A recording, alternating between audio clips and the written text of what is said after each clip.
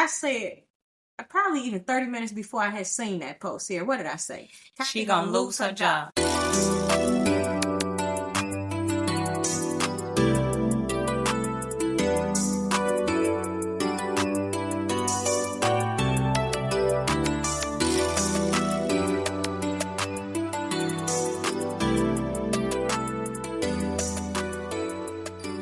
Hey y'all, it's Nothing Likely. We're back with another episode, and this one we're getting into all things WNBA. I'm C's, and this is Dee Dee. We're your host of the show, and this one we got a lot to uncover with the WNBA. A lot has taken place. We are now at the point where the WNBA is at its finals. So the 2025 finals is underway. The Aces will face the Phoenix Mercury. So that's where we're at with that. But even before we discuss all of that, a lot had came out in the semifinals. And we just want to give y'all some play-by-play of those games. And then also this conversation, this exit press conference that has went viral.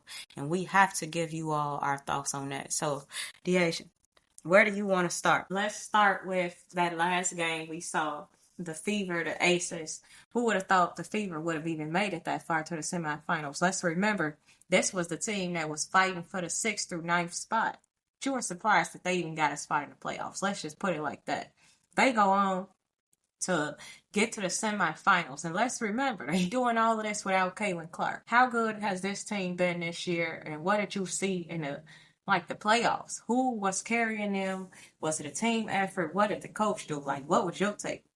My take was, yes, they are very well coached, but I think that they were carried by who did so all season, and plus they had some great additions. And when I say that, Kelsey Mitchell and Aaliyah Boston they basically put the team on their back. But with the Fever, yes, I'm going to be honest, I did not pick them because I just didn't think that they had all of the pieces. But this was a surprise because the additions that they brought over. When they bring over Odyssey Sims, she's a great addition. She can play the point guard position where now Kelsey Mitchell can play off the ball. Or Odyssey Sims can create her own shot where she can be off the ball. So it kind of takes the load off of these two, Aaliyah Boston and Kelsey Mitchell having to do all the scoring work. Odyssey Sims can create her own shot and she can set other players up. So I don't know how, but they just kept finding a way to win in these playoffs. They even tied up the series in forcing a game 5 against the Aces. And it was unfortunate that Kelsey Mitchell went down, and I did some research behind that. Basically, her legs locked up where it kind of went into a point of cramping, but she couldn't she said, I think 3 to 7 seconds, she couldn't feel them at all. And so it created this whole feeling, across her body where she just couldn't move. So when it was the hold up on the floor, that's probably what was happening. And at that point, she could not come back to play. And I understand that that's serious, but she did put out a statement that she's going to be better. And she's moving around fine. So when you see things like that happen on the court, it's serious, and it's no way that she could come back on the floor. The Fever, again, still found a way to make things happen. They forced the overtime. So I think that's my biggest takeaway for this team. They had a lot more than I expected. And it's showing that they are good. Remember, Caitlin Clark has not played pretty much all year. You also got Sophie Cunningham on the bench. She's not playing. She's out. But they still find a way to win. So I like the Fever. What this season, when we want to talk about success or not, they had a successful season to me. Yeah, one thing I want to mention is Stephanie White. She could have got Coach of the Year this year because you look at how far she's brought this team. She had 6 players out at one point. And just to bring in players like Odyssey Sims and really use her, know where to put her. And when it gets to in-game situations there, we saw it. We saw when they beat the Dream. And I said, I've just seen one of the worst basketball plays that I had seen in the playoffs since J.R. Smith did what he did in that playoffs where he went the wrong way on the court. I saw a terrible play by Ryan Howard. What she did was the Dream were up by 3.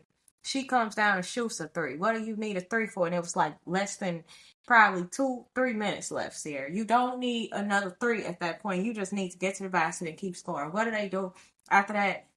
It was all the fever. Like, that was just a terrible basketball play. It could have even been less time than that, but to me, that was just like bad IQ. What are you coming down shooting a three? Like, that was just early in the shot clock. But I'm saying all this to say is this fever team, they go on and beat them. Let's remember that was a game. That was a game three. That was it. They lost, and the dream was picked to win. So the Fever go on to beat them, and then not only do they do that, now they're in a 5-game series with the Aces, and that's all because of Stephanie White. Like, she is coaching them to keep going, keep playing. And I don't think a lot of people want to hear this, but this team, I hate to say it, and I'm just being honest when I say this. This team is better without Caitlin Clark. Because when you bring her, what you do is you take the ball out of Kelsey Mitchell's hand, who's averaging over 20 points a game.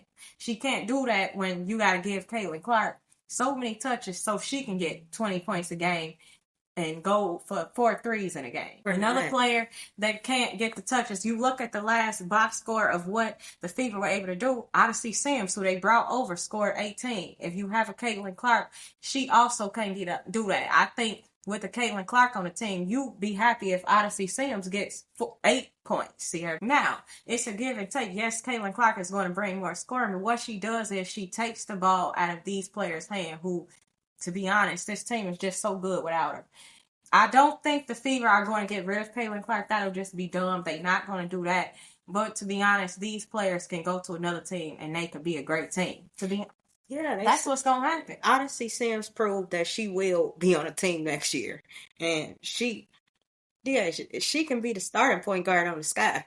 They need a starting point guard.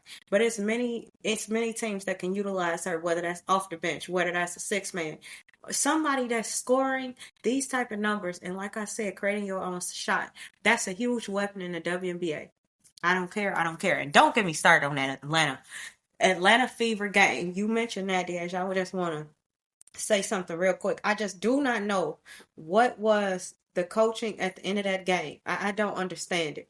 You continue to have Ronnie Howard take out the ball instead of, first of all, how are you threatened to get 5-second calls 2 times out of bounds play because you can't get the ball in? Change the person that you're getting the ball in, and then you got these shooters on the court.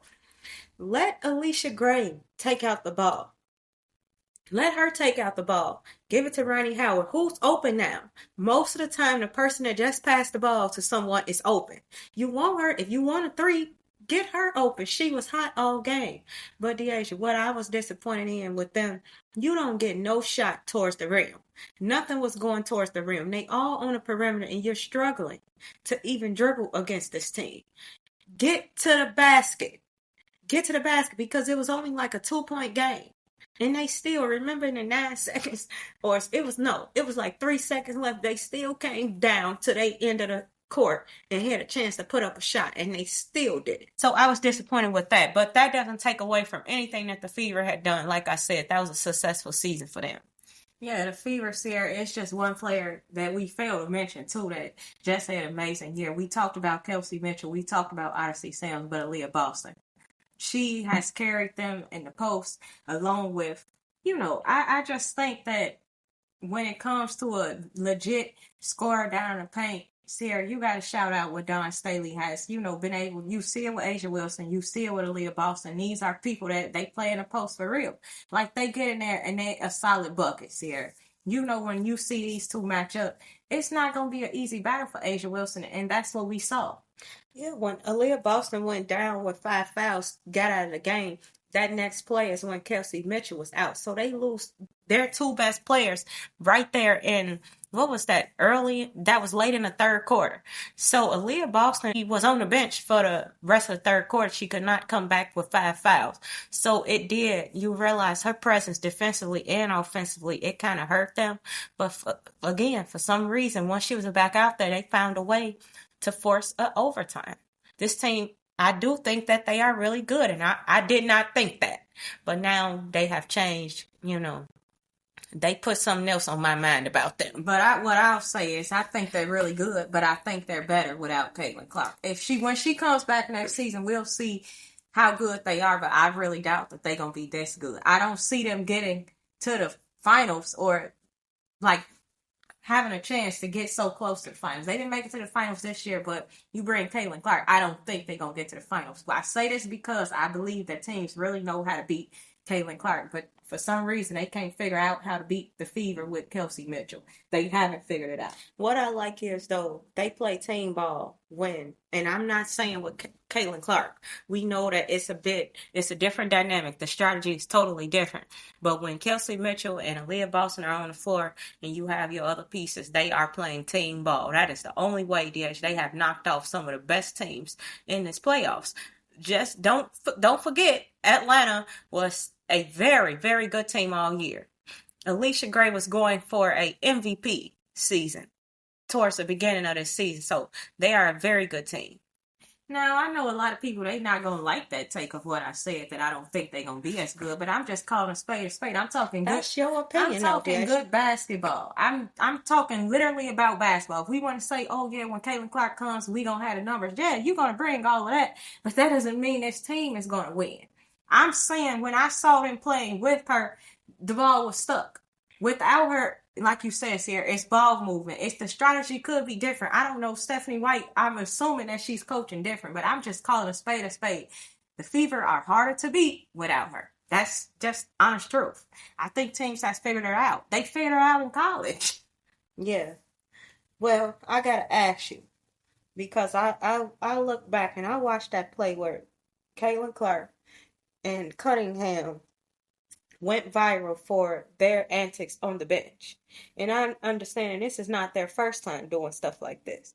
But how do you feel, Deasia, about them standing up, motioning to the ref that was offensive, and then as their coach, even their teammate is trying to tell them, okay, let's calm down, let's chill. They still are going at it, especially Cunningham. It looked like Caitlin Clark, settled down once her teammate kind of touched her. But Cunningham brushed off, almost waved off her coach, and then kind of like pushed her out of the way. How do you feel about that? So, yeah, that was the assistant coach, but no matter what coach it is, you just got to have a respect, for the coach, respect for the game. Now, I don't have a problem with, fighting a call. This is the playoffs. Yeah. No matter what game it is, you got to fight for a call, and that's what's going on in the WNBA. We know the officiating, that's another segment that we're going to get to. But just talking about, waving off your coach and telling her to go sit down, you can't be bigger than the program right now. This is still, this is all a morale. If the coaches get down, the players get down, vice versa. So, no matter if you're a bench player or you playing, you can never do that. You can't wait. I don't know at the highest level if it's rules where they get away with that, but you just can't. This is basketball at the end of the day, and you cannot have that disrespect for a coach. We've seen it. I mean, if you follow basketball, you would have saw it. And if you think that was a good basketball sportsmanship, good play, or that's needed on the bench, you mistaken. That's never needed on the bench. These players are going out there playing their heart out, and you got Cunningham waving off a coach to tell her go sit down. Come on now. Yeah. That's not needed. Yeah. And her coach came back. It seemed like she had circled. She said it once. Then she noticed Cunningham was still at it. So she circled back. It seemed like you couldn't see or hear what she was saying, but I imagine she was saying something on the lines what's going on here? We're handling it. And she probably said, gone. Again, something along those lines, but that's never needed, and they got to realize it's a lot of young girls are watching them. That moment became viral. Anything Caitlin Clark does, if it's DH, if eyes are on it, if the TV catches it, if the broadcasting catches it, it has a chance to go viral, right? But it was that moment where Cunningham was involved, and I just don't like that. This is not a place for sports. I don't care what sport it is. You can argue for your call, but once your leader comes over and say, okay, I got this. That's what I imagine that she's saying. We got this. And once your teammate is saying, settle down, because you don't know. Even if they saying, let's review, maybe they didn't even have any more opportunities to review. You don't know. When your teammate touches you, it's okay, let me cool out. Let me chill. But they continue to go at it. And that is not a place because there's so many people watching. Young girls are watching and saying, is that okay? Can I go up to my coach now? Can I wave her off? You can have a middle school player saying, can I go up to my coach and wave her off? This is where you learn sportsmanship is just as big. Learning how to be a great sportsman is just as big as learning how to develop your game. So that's what I took away with that. I think that's great, like what you said. I mean, sportsmanship is something we had to learn. I won't say, like, looking at that moment and I'm thinking about what you're saying now, I'm thinking about what I just said about it. But when I go back and I think, like, we have both had those moments where you almost waving a coach off. And some of that is, you might not respect that coach as much as you should. Is it right? No, we saying right now it was wrong. It was wrong when we did it. It's wrong when Sophie Cunningham did it. I just know that looking back, I can't isolate her in a situation and say, like, that's never happened and I never did it. You know, when you get so emotional with a game and you know that you want to win so bad, you fighting for calls. You to be honest here, we just fighting for, hey, that was like a bad call. Why did you set up that play? And we've had coaches that maybe we didn't respect as much. So when you have when you have a lack of respect, sometimes you do wave a coach off. Is it right? No, I'm never saying it's right. It is wrong. But I won't say that I can't understand it. I do. Yeah, I mean, you can understand at the heat of the moment, she's probably passionate and nobody's perfect. We haven't been perfect. But at this level, it's just not a good look. Yeah, you do right. Not do that. Sarah, you're right. At this level, it's not. But you can't say that if you was at that level, you wouldn't do it. I mean, I know that I've done it. And I can get here and I can talk about what Sophie Cunningham did. But you're right. Sportsmanship, just like your game is growing, that's all you got to develop that too. Yeah, that was like the best thing you could say. I wish I would have said that. Like, that was something we had to develop. And it took you no matter what sport. Although we didn't keep going in basketball, it was something that I needed for track because a coach might be saying, you got to go run a 400. Did I want to do it? No. But I could never wave him off like, oh, no, I'm not doing it. Okay, well, you don't have a scholarship then. That's you got to learn how to have that respect. And I think at the next level, you needed more. So it's surprising what I'll say. It's surprising that you see that in the WNBA because I know that couldn't fly in college. So why do you see it in the WNBA is what I'll say. But obviously, nobody is perfect. That's what we'll end with right there. But and maybe this is a great segue to the next segment.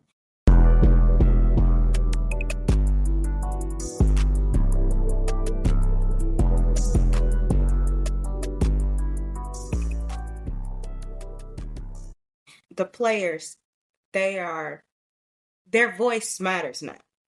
They are fighting to use their voice. So maybe this is why we're seeing their personalities come out. We're seeing them do a lot of things that traditionally this was not being had in the WNBA. We're seeing a lot more pushback from what they are doing, and it could be against coaching, leadership in general. They are saying, we are the main part of this pie. So we are the best piece of this pie. So now let's use our voice. And they are absolutely right about that. Ain't no doubt about it. If you don't have the players playing, we've said this many times, what are we as fans going to watch? The coaches get out there, the officials go play? No, we want to see these basketball players and they have a voice. You could use your voice in any other industry, Sarah. If you don't like your job, if you working at a school and you tired of the kids that you're teaching, you can say, change me to another classroom, right? It can get that far. But why can't these players, you expect them to not say anything about their job? For those who don't follow the WNBA, which, newsflash, you should be following the WNBA, especially if you listen to our podcast. But if you're not following the WNBA, this is what happened. Napheesa Collier came out with a statement. Sarah, you had a statement. Do you want to read it? Well, I'm just going to read the gist of the statement, the main points. She said that, and this is disheartening. This was the exit press conference because the Lynx had lost. They were not able to move on. They lost in their game what was it? A game 4, Deja? That was a game 4 of game 4 versus the Phoenix. And let's stop for pause for, let's shout out Phoenix. They did amazing. I mean, that series, who would have thought they would be number 1? It's unfortunate that the Lynx didn't have Dejanay or Collier. Obviously, that was another call, miss officiating from the game 3. So it was just a bad, series of events for the Lynx. And the Lynx, they had a great season. Number 1 seed overall. They were picked to go down and play the Aces and win. So it was just sad to see. I want to shout out McBride. She really put that team on her back. Several threes. I've seen her hit 4 in a row, Sierra. That's how, she was playing some good basketball, but it just wasn't enough down the stretch. Courtney Williams played good, but like I said, it wasn't enough down the stretch. They didn't have Dejanay, which they needed. This series showed that they needed Dejanay to play on the ball against Kai Copper.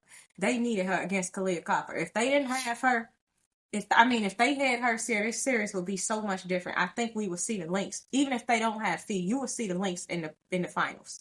That's how important Dejanay. I don't need Dejanay to score 20. I need her to score a solid 8 to 10, but play some great defense. Be the best defensive player on that team right now.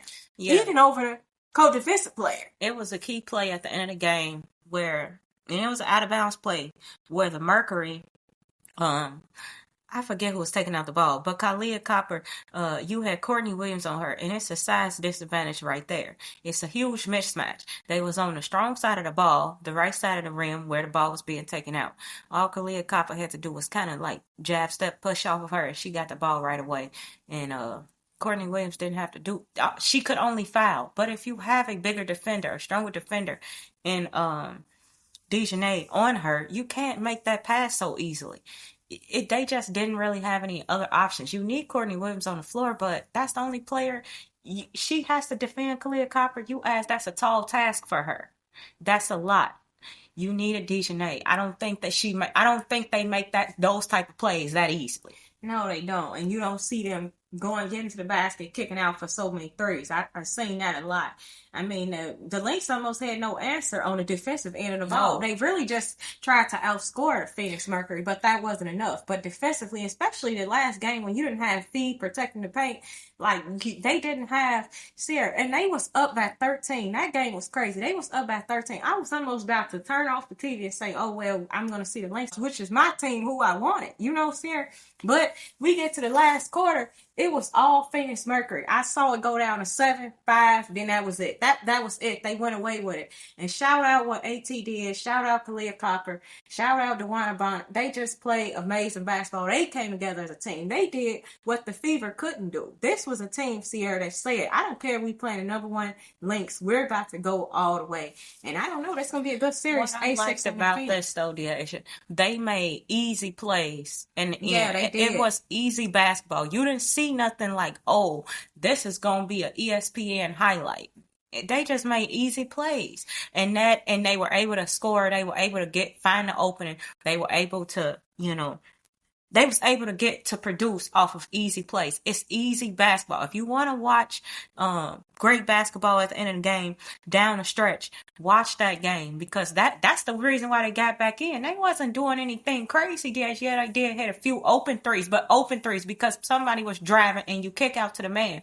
But it was easy basketball, simple, very textbook. They didn't do something like, wow, she did score 20 points on us, the same player, and she did cooking somebody at the perimeter. She going to 2 and 3 people. That's not what they did. They did exactly what they do all the time. Let's get the ball into Collier Copper's hands. Let's find DeWanna Bonner on the perimeter. She hadn't been hitting all year, all playoffs. But now she hits those baskets when it counts. And then you got AT down in the paint. Just simple fadeaway basketball. Just simple. Let me get the ball. Two dribbles in the paint and go up.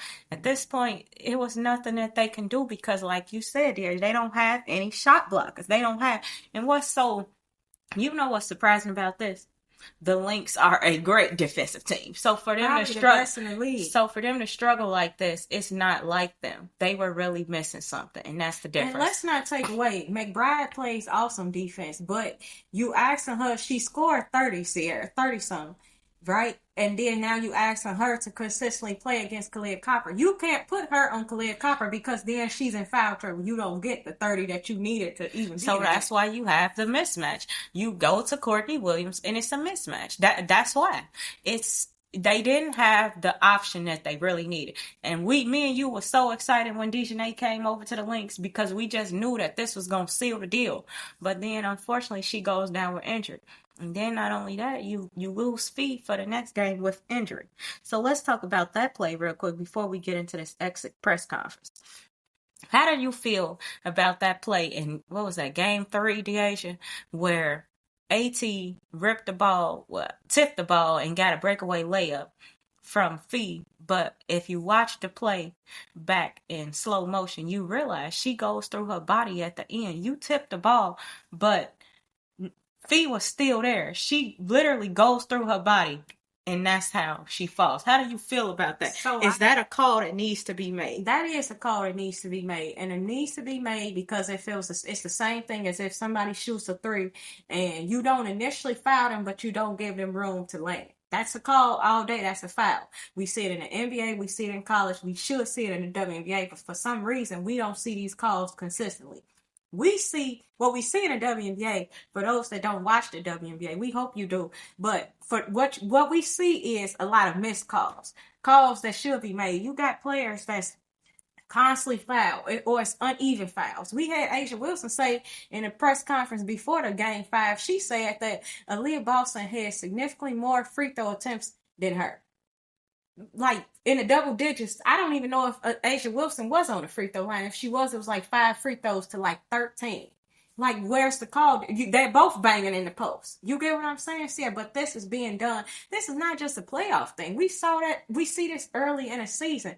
But when it counts, what we saw was you cannot like, okay, you tip the ball, but then you bang into somebody. You call that all day. You should call that all day on a 3-point line.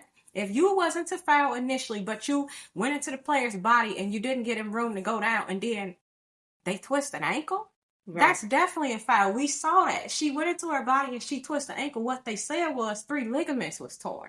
You know, like how long she could be out for this? So she wasn't going to come back here in the finals. So that was that. You wasn't going to see Fee. You can't. Yeah, that was something, DH. Even if they would have got past it, she would have been out for the rest of the finals. You would have been down Dejanay and her. I don't think that they could beat the Aces team, no matter how good McBride is playing, T is playing, Courtney Williams are playing. Even the role players, that's not enough. You can't beat A'ja Wilson, who wants another ring. This is the 4-time MVP. You think you're going to beat them without Fee and Dejanay, Sierra? No. Yeah. And no matter, Cheryl Reason's an amazing coach. She could have been coach of the year. But it's not enough. You lose your best player and you lose your best defensive player. You do. Yeah, offensively and defensively. But I love what Cheryl Reeves, you didn't understand it in the moment of, wow, she's storming the floor. We haven't seen, now we've seen these coaches, DH, they can go at it with the refs.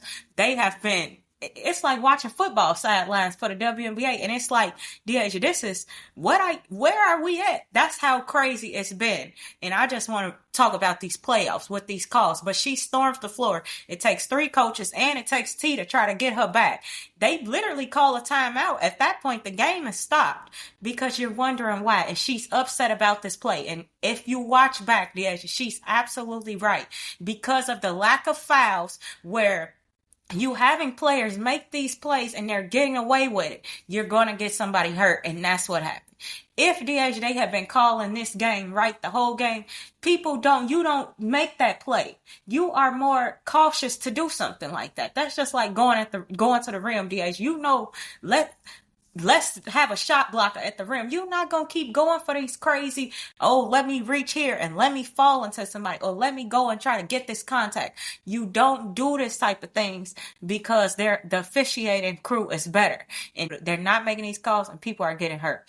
If you start a culture of you're calling things like this type of thing, you can prevent it. Not to say you're going to stop it, but maybe you can prevent some of this. Did you see what Candace Parker said? She said they are more lax on AT. They let her get away with it. I did, and I totally agree. Watching AT, she does get away with throwing her body around. She gets away with banging. She gets away with a little bit more of those plays. And a player like Asia Wilson or Fee, where you will have to see them, collect themselves and give a little bit more finesse. Their footwork, they have to depend on their footwork. They can't just go in there and bang all day. AT don't do that. She will bang, bang, bang, and it's nothing offensive.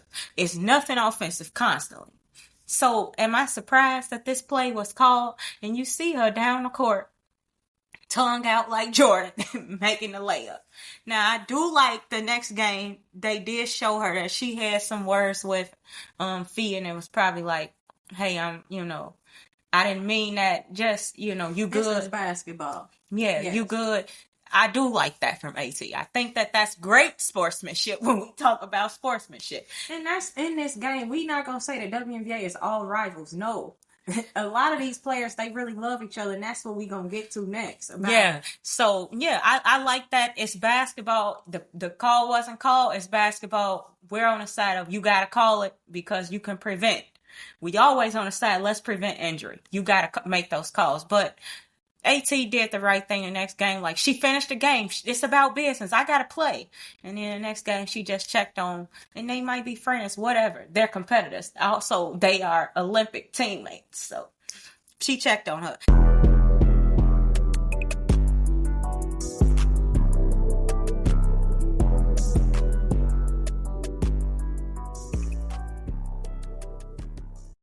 Anyway, let's get into what the biggest moment of the WNBA this season was this exit interview. And this happened just Tuesday, where Napheesa Collier called out the WNBA leadership, and specifically Cathy Engelbert, who is the commissioner. But anyway, what she said is, our leadership's answer to being held accountable is suppressed everyone's voices by handing out fines. This is what she said. And she said, basically, at this point, I'm not concerned about a fine. I have something to say. So she goes on to say that in February, she sat across from Cathy and asked how she plans to address the officiating issues in our league. Her response was, well, only the losers complain about the refs. I also asked how she planned to fix the fact that players like Caitlin Clark, Angel Reese, and Paige Beckers, who are clearly driving massive revenue for the league and are making so little for their first 4 years. Her response was, Clark should be grateful. She makes $16 million off the court because without the platform that the WNBA gives her, she wouldn't make anything. And in that same conversation, she told, and this is Fee still saying this, players should be on their knees, thanking their lucky stars for the media rights deal that I got them. And by I, this is what Cathy had to say. So, Collier is saying, yeah, the voice of them saying any of this is, it is suppressed. I'm going back to the initial thing that she said, but it was a long list of things that she called out, and this made headlines. This is never seen territory from anybody in the WNBA, and then she has so many supporters. Asia Wilson, she got Angel Reese. You had Della Don. It's so many people, and this is Deasia. Even outside of the WNBA, so many people have called this out. Sue Bird has something to say about it. It's so many. But if you see Deasia, the legend, Della Don having to, she retired. And her comment was, I don't even think, you got to think about the human aspect of this. And I'm kind of quoting at this point, but paraphrasing. But then she said, and this is not a quote, I don't think Cathy still knows that I'm retired. Everybody else have acknowledged that. She have not gotten any communication like, hey, it's sad to see you go. Great career. Nothing. No acknowledgments from your commissioner. So, Deasia, what are your thoughts? And that's like heavy. We can't even, if we share exactly everything that Napheesa Collier said, it would take us to the rest of this episode. But, Deasia, in the little that we gave, what do you feel? What are your thoughts on that? And where is this league headed? And what do you see for Cathy? So, I'm not surprised, but I'm surprised at the same time because I thought Cathy was trying to negotiate. That's what we had last heard since the All-Star break. She was trying to negotiate. But we see that this was way even before that, Sierra. This was around then where Unrivaled was going on. If you think about it, Unrivaled was January, February, this conversation was happening. So this was then. And what we see is that these comments were made before the even season. So it's just appalling to me that you had, like, Fee was sitting on this for a long time. So she was meaning to bring this out. You know, she had been sitting on this. Maybe she did share with the other players, but like they had something in their back pocket. If, in other words, this is telling me that the negotiations must not be going well. For Fee to come out with this here, because I don't think she would have actually come out with it had the negotiations went the right way. And you see, she waited till the Lynx were done. She didn't want to have any flack with her season, nor did she even bring it out when the MVP battle was going on. We all know that A'ja Wilson had more votes, but if she would have came out with this, I know she wasn't going to win that MVP. But let's be honest. What I'm simply saying is this was a long time for Fee to be sitting on this. What I'll say is it was brave. It was courageous. It's what needs to be heard. Fans need to hear it. The players need to hear it, and they're backing each other because it's the right thing. Us as fans, we shouldn't have anything to say but, again, supporting them. Just like if you're a real fan, you want to see the WNBA players get more money. You want to see better officiating, and you want to be able to see them speak out. You should be able to speak out on anything that is not right. What Fee is saying is the officiating is terrible. We know that. The comments like A'ja Wilson saying, they are disgusting. This is your leader saying Caitlin Clark shouldn't be paid $16 million. Now, my thoughts on Caitlin Clark's game is completely different than what I feel about her bringing to the WNBA. If you don't have her, Paige, or Angel Reese, a lot of people won't be watching. True fans will, but she is, I'm calling a spade and saying she is bringing them multi-millions. For Cathy to say she wouldn't have that money if it wasn't for the WNBA, I beg her pardon, because you do know that there's other leagues that she could have played in.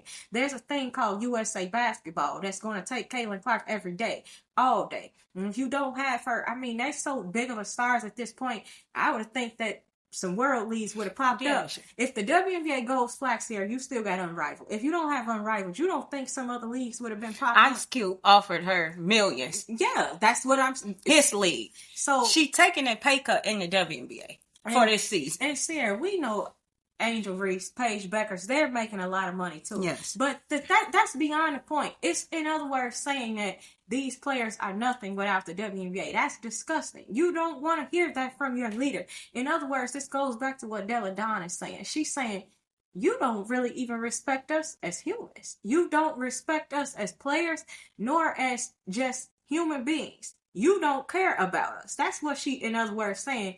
You don't care about us, and that's why the comments are not needed. What I will see, and what I have said is, she gonna lose her job.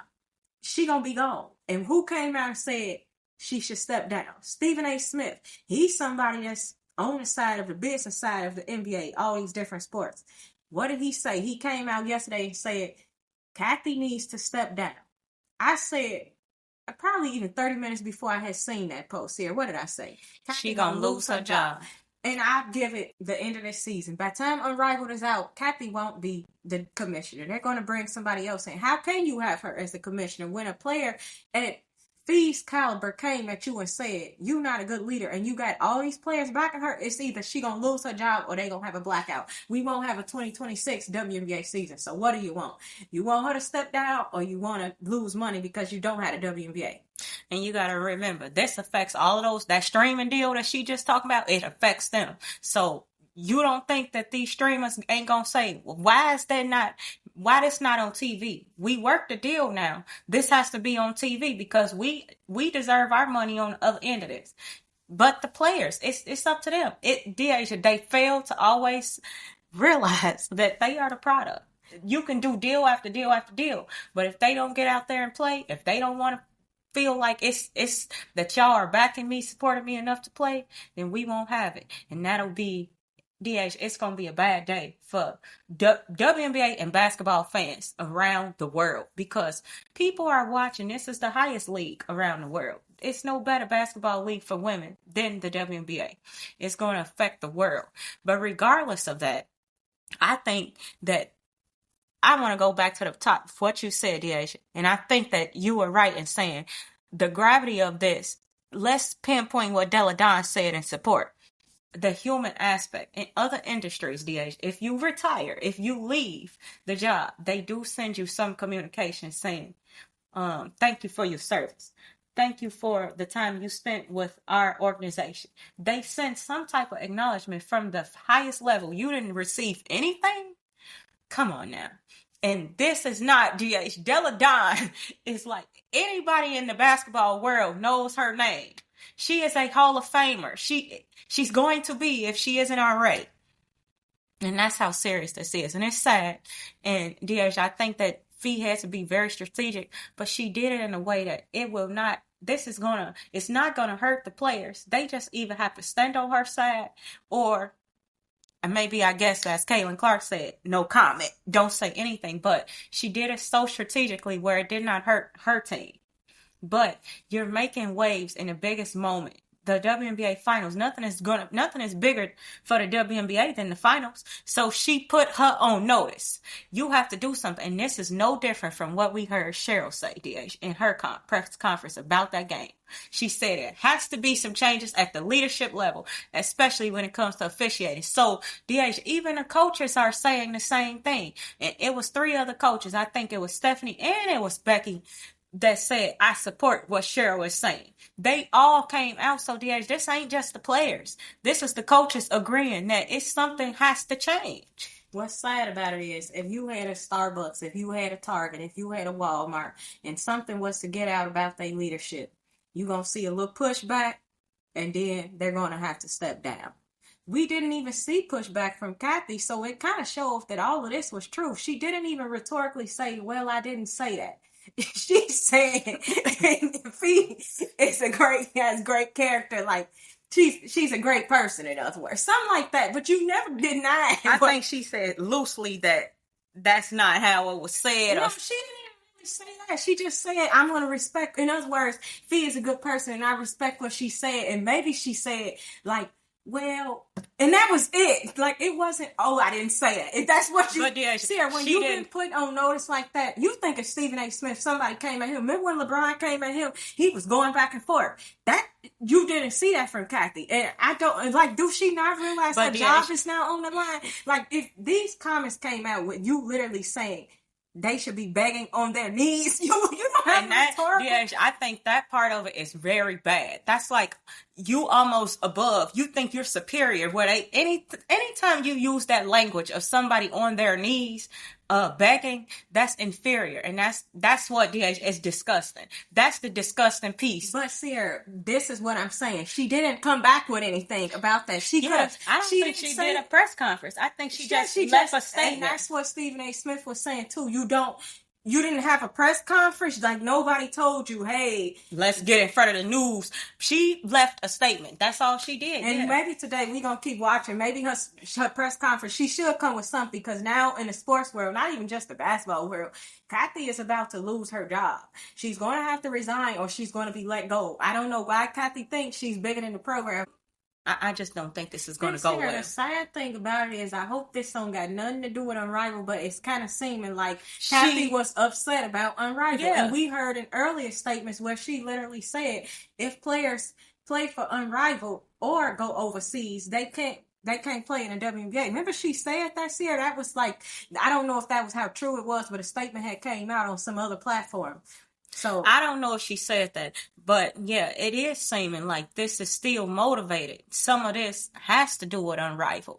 And it's not fair, Deja, because traditionally WNBA players have never made enough money to sustain a career, or sustain a way of living by just the WNBA salary. They have always had to play overseas, and to be honest, that is more of their career than the WNBA. The WNBA was always like them playing on vacation for those leagues. So for you to say that they can't, I don't know how true that is, but it should never be. And that's, again, they have freedom of speech. You should not be able to say, oh, I'm just only in a contract where I can only play basketball for this league, and that's it. For the few months that we're playing, you don't pay me enough for that.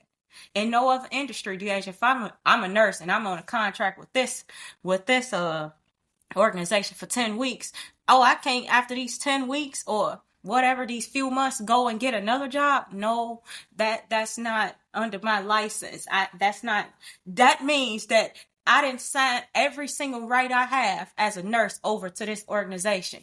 And that's what she's saying. That, you know, in other words, the only time where that is true, where you could do that, is if that that organization feels they have a competing clause in there, like saying you cannot go to a competing company. So what she's basically saying is the Unrivaled is as big, or she projecting it will be as big as the WNBA, which it is going to be as big as the WNBA. They already like had a multi-million. I think they had it was put at like 50 million. Now it's at 350 million. That's what they're looking at. A lot of this is cause and effect, if you want to think about that. Yeah. The cause is they had to do this because they're not getting paid in the WNBA. So they had a platform. They have a league now where they are getting paid. So that's the effect of it. But the cause is where you're at. You can work to you can solve this problem if you paid them more. Now in DH, it's going to get worse and worse because you have a whole new league of unrivaled superstars that are coming. Let's not talk about Flage, AZ Fudd, Juju Watkins. It's going to be DH. You think Paige Beckers. You think Caitlin Clark. You think Angel Reese. They're the only ones. No. It is a new day in women's basketball. When you have DH, all of them come in, it's a whole class. They putting it out like a class. And where have we seen this be successful? The NFL. When they have a draft class, it's successful. When the NBA has a draft class, this is basically what they're saying. And they haven't even played a single game in college this year yet. But we have already seen them sign with Unrivaled. They ain't signed with the WNBA. You're right, DH. Maybe it is competitive. But that is going to show that that's her motive. And it's cause and effect. It's cause and effect. So how she put them on notice. What are you going to do? They bring out all of their cards, DH, and we're going to see it. You're right. Maybe today we'll finally see a statement from her. Yeah, and like I said, this all goes back to the negotiations went wrong. Unrivaled is they're competing with the WNBA now. And obviously, Cathy, it doesn't seem like she cares about the players. And I know she don't care about her job because she needs to do something right now. And she's not doing it. She's not doing it. So we're going to leave it at that. Obviously, we sticking with Fee. We sticking with the players. We've been doing it. It's not a surprise from us.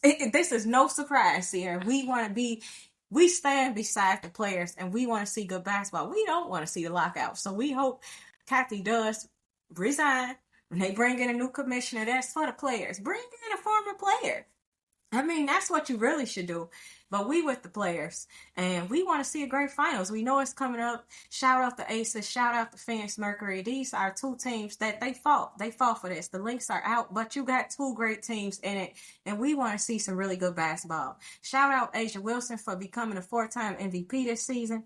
A lot is going on in the WNBA, and if you're not watching it, I don't know what you're doing, but you need to tune in to the finals. It's coming up. They going 7 games, just like the NBA. So tune in. All right, real quick, let's do this last segment. Yes, you got 10 seconds. Who is your pick in this 7-game series? 10, 9, that's easy. 8, I'm going Aces. 7. Why? 6, 5, because they got the 4-time MVP. 3, 2, 1. Shot clock. That's it. They got the 4-time MVP. What you gonna do against that? Plus, they have a great team. We gonna see the Aces in the finals, and I really think that they gonna go away with it. All right. I do think that they gonna win in 5 games, though. I don't think it's gonna go. I don't think they gonna win in 7. I don't think it's gonna go 7 games. All right, that's the buzzer. This is it. So y'all can follow us on Nothing Lightly. You can follow us everywhere. Please tune in to our podcast. Subscribe. You can find us on Spotify, Apple, wherever you get your podcasts. Hit us in the chat. Let us know what you want us to talk about. Right now, we on the WNBA. We're about to get on Unrivaled soon. A lot is coming out. We just love talking sports. If you like listening and like getting in the conversation, like I said, keep following, keep subscribing. Even tune in to us on TikTok. We just like to post highlights and clips of what's going on.